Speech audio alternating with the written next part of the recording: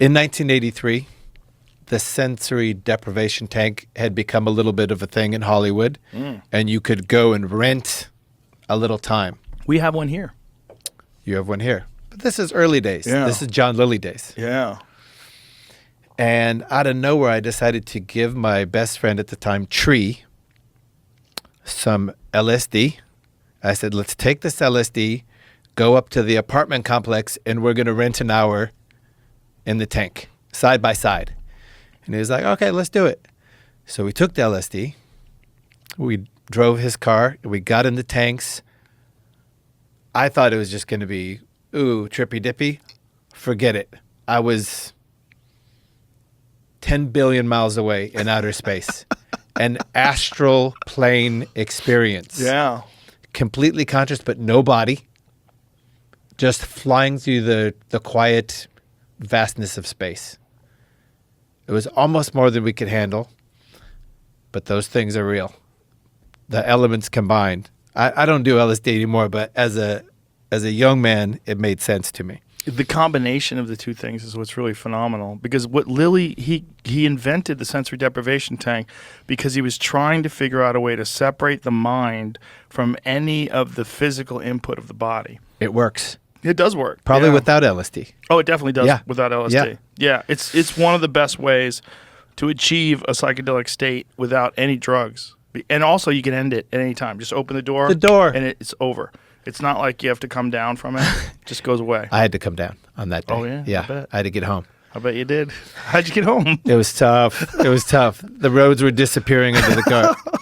You have a tank here in the office, or? It's in the gym. Okay. Yeah, it's right next door. I'll show it to you. Okay. It's awesome. It's from Los Angeles. There's a place called the Float Lab. Yeah. It's in Venice. It's the premier Okay. float destination on Earth. My friend Crash runs it. It's incredible.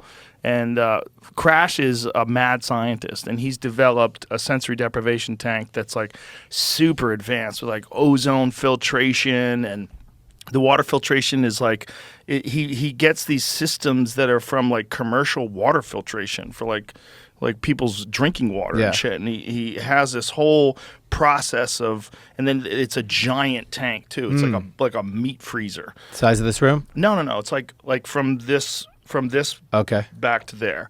But it's like nice and wide, where you could reach out, you touch this side and touch that side, so you sort of center yourself How in the about water. just floating on water? Yeah. Pretty good. It's amazing. And there's 1,000 pounds of Epsom salts in there, so you're very buoyant. You just like Body temp? Body temp. You don't feel it. 94 degrees, you don't feel it. It's incredible. Dark? Yeah. Pitch black. Yep. Yeah. And you just blend it in nothingness. And when the mind is detached from the physical sensations of the body, your brain becomes supercharged. And the way I always describe it is like, if we were having this conversation and there was someone next to us with a jackhammer, it'd be super distracting. It'd be like, let's get over there so we can talk. We can't hear.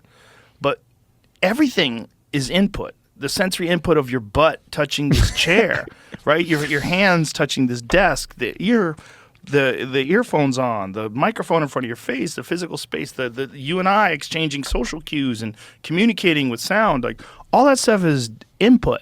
Well, in the sensory deprivation tank, there's none, zero.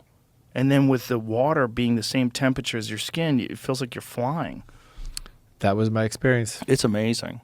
On acid, it must be insane. I've never done it on acid. I think it just, exacerbated the whole aspect of what you're talking about, where there's no body. Yeah. Your brain is free to go wherever it likes.